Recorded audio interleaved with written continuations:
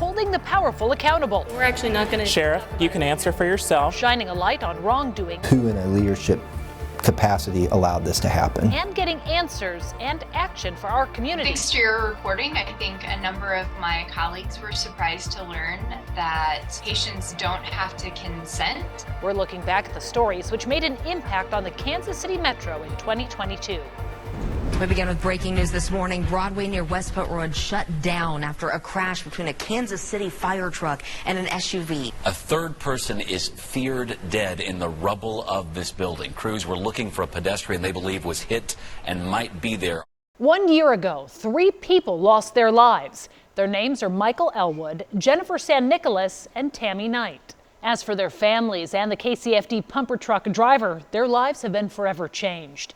Since that night of December 15th, 2021, our team has followed every development, and we're staying in touch with prosecutors who tell us today, 1 year later, they're still reviewing the case for possible criminal charges. And the case is on the mind of city leaders today. My condolences continue to go out to the families of the victims.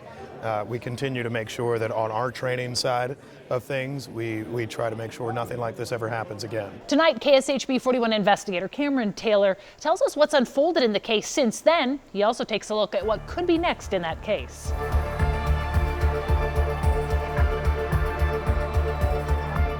This is what Westport and Broadway look like today. You can see the construction work on the building a fire truck ran into a year ago. Last year at this time, you could not even get this close because first responders flooded the area. After the deadly crash, I followed it for exactly a year. From the initial losses 3 families endured to the lawsuits the city continues to face. Got a fire truck into the building investigating. December 15th, 2021, a Kansas City fire truck and an SUV collide in Westport.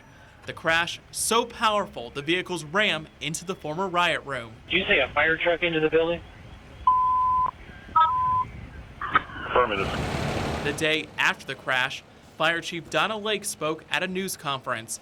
It would be the only time we would hear from her. As first responders, our job is to make incidents better and respond to emergencies. And last night was just a tragic collision that happened. I shudder to think of what might have happened if riot room was still open. Police later confirmed 3 people died, including the driver and passenger in the SUV, Jennifer San Nicolas and Michael Elwood.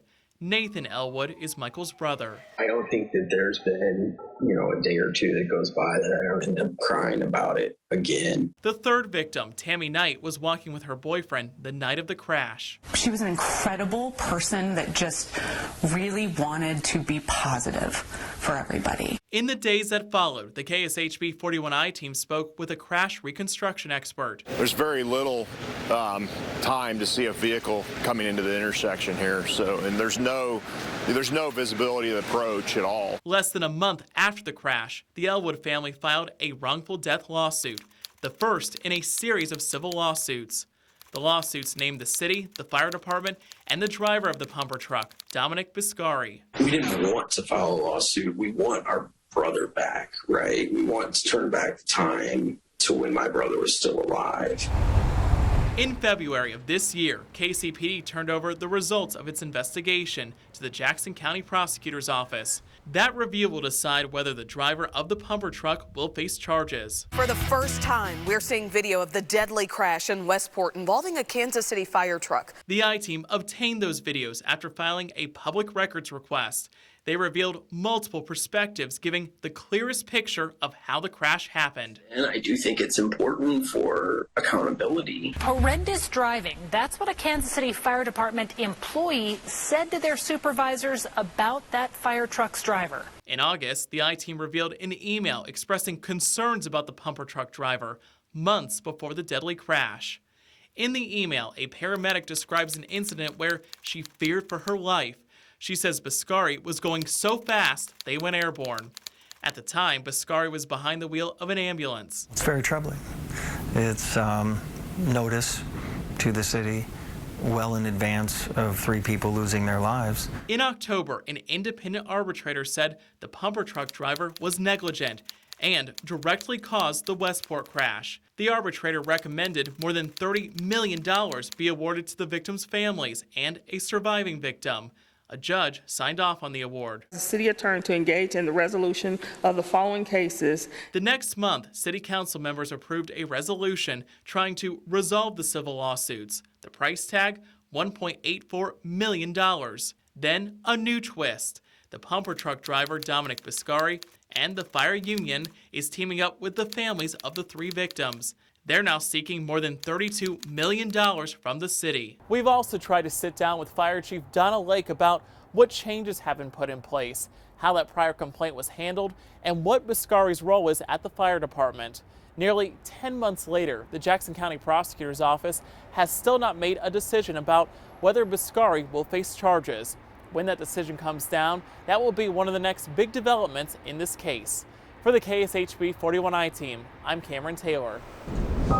It's not a matter of if, it could be a matter of when. My entire life has consisted of school shootings. From witnessing school shootings on TV and even here at home, We need to lock down. to a lifetime of active shooter drills, this is their reality. You start to understand that a bad person, potentially with a weapon, could come into your classroom and start hurting people. It has to stop.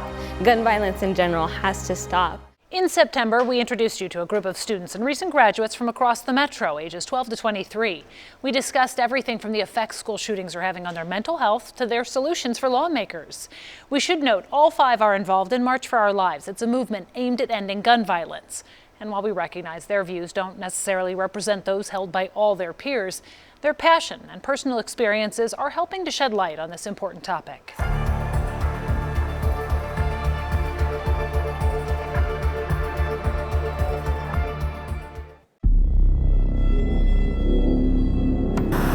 School. From Newtown Call is indicating she thinks there's someone shooting in the building. to Parkland, The fire alarm went off and we went to evacuate. to Uvalde, The suspect did act alone. a world with school shootings is all they've ever known. How many of you have been doing active shooter drills since elementary school? Raise of hands. All of you. Well, I was born 3 months before Columbine happened, so my entire life has consisted of school shootings. According to the Associated Press, starting with Columbine in 1999 up through Uvalde this past May, we've seen 14 mass shootings in schools, and those are just the big ones, with 4 or more people killed, not including the shooter. In those shootings alone, 169 people have died, most of them children. And it's hard to go to school carefree. It's always somewhere in your head, because if you're going to school, there's always that chance that somebody might come. We started changing our mindset to it's not a matter of if, it could be a matter of when.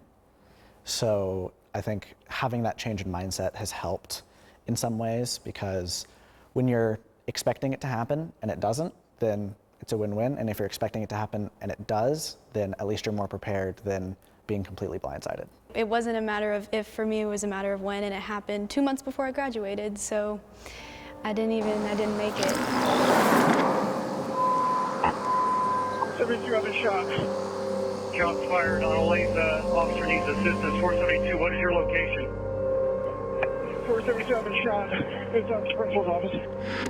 The incident she's referring to involves a shooting at Olathe East High School last March, a shooting that happened in the office next to her. The first couple of shots sounded like a water bottle had fallen or something heavy, but 7, I knew right away. Those shots were contained to the office, injuring the school resource officer, a vice principal, and the suspect, fellow student Jalen Elmore. Although they all survived, the incident left an impact on Luciana. I had to go back to that school every day and have triggers every day and meltdowns leading up to my senior finals, and trying to graduate was hard enough as is. And now that I'm in summer away from the school, I'm so much better. But at the time, I wasn't sure that I honestly wasn't sure I was going to make it.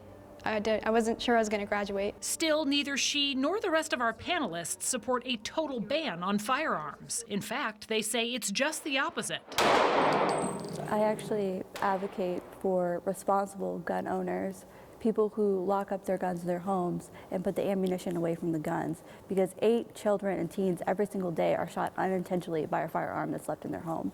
So I applaud the responsible gun owners, and I think that we need more of them. Pushing for responsible gun ownership is something they're all passionate about and something they say they hope to see in their lifetime. Gun violence in general has to stop.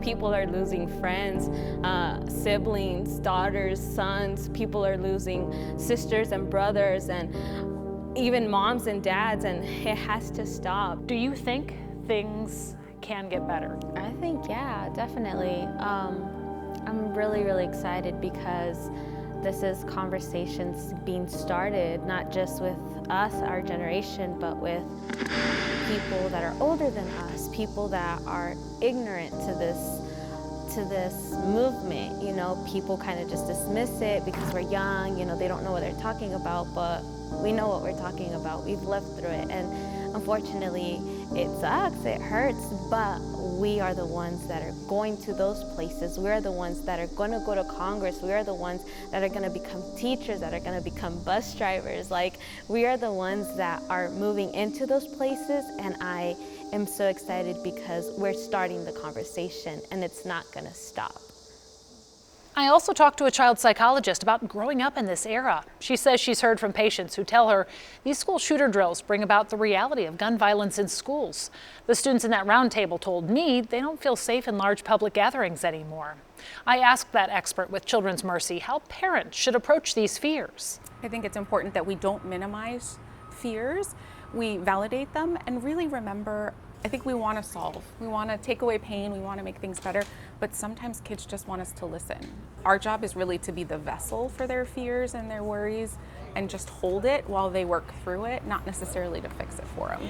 These perspectives were part of a 4-part series, which included a company that trains teachers and school staff on how to respond in the event of an active shooter. You can find this series of stories in the iTeam section of KSHP.com.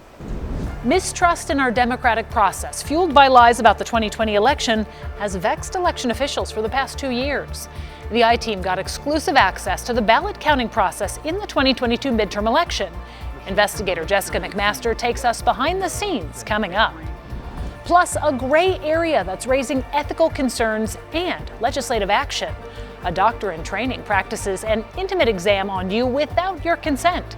See the iTeam's report, which got the attention of lawmakers, still ahead.